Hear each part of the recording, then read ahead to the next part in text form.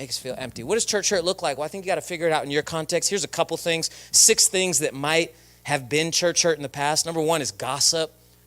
Maybe you're a part of a body of believers and it was just common to talk about each other. And that led to a hurt. Like, man, I can't even share an opinion because it gets talked about and misconstrued. And, I came from a church where we were open, honest, responsible in our communication.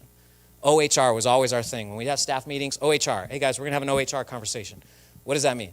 We're going to keep it. We're going to keep it open, responsible. We're going to make it clear. I think that that's important in a church, that we know how to talk to each other. You know how to say stuff, because if someone's gossiping, it could throw you off. Secondly, leadership. Maybe it was a leadership thing where you were like, my leader they were great, and then they had an affair. Or, maybe like my leader was great, but then he just moved and left. Or you're like, maybe like I had this and then this happened. That can be church hurt. Third, rejection. You want to join the team? Yeah, okay, you need to do 12 weeks of discipleship before you join the team. I'm not about that. I believe God can do more when someone just shows up to serve than 12 weeks. Like, we got to do the 12 weeks, but let's not give hoops for people to jump through. Rejection can be an issue. Judgment. 4th one is judgment. Just feel judged. Feel like because you're a work in progress, maybe you're like, I have to be perfect when I come here. The only person to be perfect is Jesus. Let's let him keep doing that. The 5th one is false teaching. I've had this come across with several friends. They were like, man, I was a part of a great church, and then my pastor just started preaching something that I don't believe. Or my pastor started preaching something that's not true.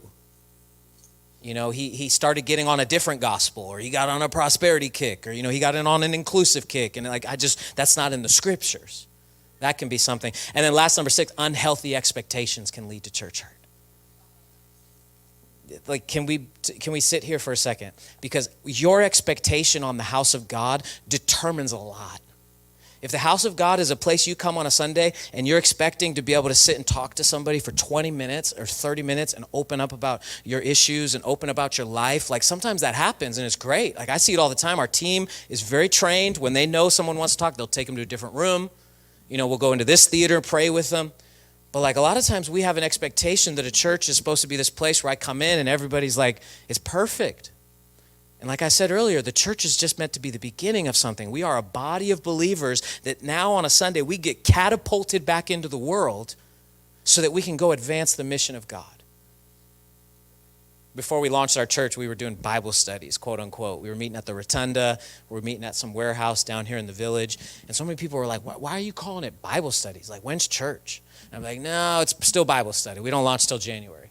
And everybody's like, this is church. And I said, no, it's Bible study. And for 6 months, I kept calling it Bible study. Because the moment I said church, there is now an expectation on church. Are you with me? So that's why every week I'm like, hey, welcome to week 11. Still some feedback in the mic, our kids team, we're still figuring it out. You know what I mean? We got some people, all different walks of life. Like, we're a work in progress. And so that's why I thanked you, because building on the ground floor, like, it can get messy sometimes. But I just believe that this is a part of building. We're building together. So our unhealthy expectations can change that. Let me show you Proverbs chapter 29 on this. And this is a scripture I would hold on to. In the Living Bible, it says, the fear of man is a trap. I love that. That means when I get caught up on my spiritual leaders' things, and I'm like, well, I just want to make sure they're happy, or I just want to make sure I please them, it's a trap. It leads to a place of helplessness. People pleasers will always dig into holes that didn't have to be dug. People pleasers will always just be so focused on, I want to make you happy, I want to make sure you're not upset, I want to make something's going on. And Proverbs says that's a trap. But to trust in God means safety. And you know why our church is a safe place? Because we trust in God. We're here for God.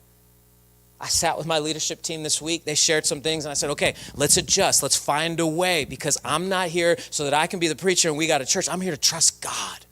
That people's lives can still be changed in church. That your kids can still come and find a place where it's relevant and they feel like they can connect. When you go through a crisis, you can show up and people will love you. That's the church we're trying to build.